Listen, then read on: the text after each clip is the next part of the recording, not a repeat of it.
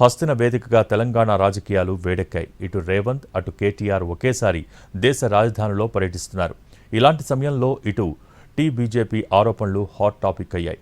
వారిద్దరూ రహస్య ఒప్పందాల కోసమే ఢిల్లీ వచ్చారు అన్నది కమలం మాట. మరోవైపు హైడ్రా, ఫీజు రియంబర్స్మెంట్, ఉద్యోగాలు, పరీక్షల సంస్కరణలు, డీలిమిటేషన్పై రేవంత్, కేటీఆర్ మధ్య మాటల తూటాలు పేలాయి. ఇంతకీ ఢిల్లీ టూర్ల ఎజెండా ఏంటి? రాష్ట్ర ప్రయోజనాలా, రాజకీయ ప్రయోజనాలా? తెలంగాణ రాజకీయాలు ఢిల్లీ చుట్టూ తిరిగాయి. ఒకే రోజు ఒకే నగరం, కానీ వేర్వేరు రాజకీయ ఎజెండాలు. ఢిల్లీలో రేవంత్, కేటీఆర్ పర్యటనలు తెలంగాణ రాజకీయాల్లో కొత్త చర్చకు తెరలేపాయి. కాంగ్రెస్ అధిష్టానం కేంద్ర మంత్రులతో సమావేశం కోసం రేవంత్ ఢిల్లీ వెళ్లగా, రాష్ట్రానికి సంబంధించిన రైల్వే, ఐటీ ప్రాజెక్టులపై కేంద్ర ప్రభుత్వాన్ని కోరేందుకు కేటీఆర్ కూడా వెళ్లారు. అయితే ఈ పర్యటనలో హైడ్రా వ్యవహారం ప్రధాన రాజకీయ అస్త్రంగా మారింది. హైడ్రా కమిషనర్పై హైకోర్టు ఇచ్చిన ఆదేశాలను ప్రస్తావిస్తూ కేటీఆర్ ప్రభుత్వంపై తీవ్ర స్థాయిలో విరుచుకుపడ్డారు. హైడ్రా పేదలను భయపెట్టేందుకు, బిల్డర్లను బ్లాక్మెయిల్ చేసేందుకు ఉపయోగిస్తున్న సంస్థగా మారిందని ఆరోపించారు. బీఆర్ఎస్ అధికారంలోకి వస్తే హైడ్రాను బంగాళాఖాతంలో కలిపేస్తామని హెచ్చరించారు. కోర్టులకు కూడా ఎందులో అంటాడు, అంతా ఈయనకే తెలుసు. కోర్టులకు తెలియదు, న్యాయమూర్తులకు తెలియదు, న్యాయస్థానాలంటే గౌరవం లేదు. అంటే న్యాయమూర్తులు చెప్పినా, రాష్ట్ర హైకోర్టు చెప్పినా ఎంత పొగరు మీకు నాకు అర్థం కాదు. రాష్ట్ర హైకోర్టు చెప్పి 24 గంటలైంది, ఇంకా అధికారిని కొనసాగించవచ్చా? ఏమన్నా అసలు ముఖ్యమంత్రి గారికి ఏమైనా ఉందా ఇంగితం? కేటీఆర్ వ్యాఖ్యలకు సీఎం రేవంత్ ఘాటుగా స్పందించారు. హైడ్రాను రద్దు చేయాలని కోరుతున్నది దొంగలు, కబ్జాదారులేనని అన్నారు.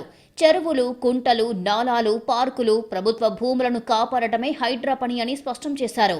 తప్పుడు డాక్యుమెంట్లతో కొందరు కోర్టులను తప్పుదోవ పట్టిస్తున్నారని ఆరోపించారు. దొంగలు అంటారు, కబ్జా కోర్లు అంటారు, బీఆర్ఎస్ వాళ్ళు అంటారు.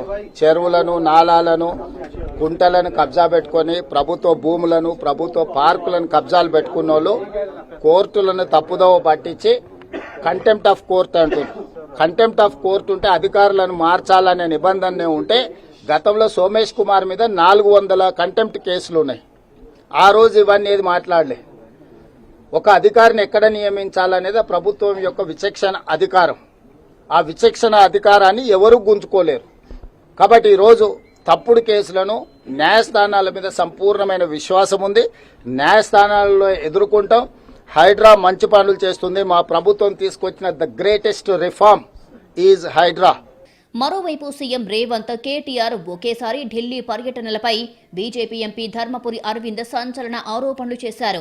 వారు హస్తిన వచ్చింది రాష్ట్ర ప్రయోజనాల కోసం కాదని, రహస్య ఒప్పందాల కోసమని ఎద్దేవా చేశారు. మొన్న ఎందుకు ఇచ్చారు? కాళేశ్వరం మొత్తం ఇవ్వాలి కదా సిబిఐకి. కేటీఆర్ ఎంత ఇచ్చిండు రేవంత్కి? ఈ కార్ ఏమైంది? ఫోన్ ట్యాపింగ్ ఏమైంది? పవర్ పర్చేజ్ స్కామ్ ఏమైంది? ఇవన్నీ కోఆర్డినేషన్ కోసం వచ్చిండ్రు. ఇది కోఆర్డినేటెడ్ ట్రిప్ ఢిల్లీకి.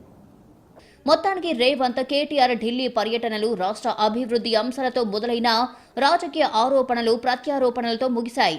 హైడ్రా నుంచి ఫీజు రియంబర్స్మెంట్ వరకు, రైల్వే ప్రాజెక్టుల నుంచి పేపర్ లీకుల వరకు ఢిల్లీ వేదికగా తెలంగాణ 3 ప్రధాన పార్టీల మధ్య మాటల యుద్ధం నడిచింది.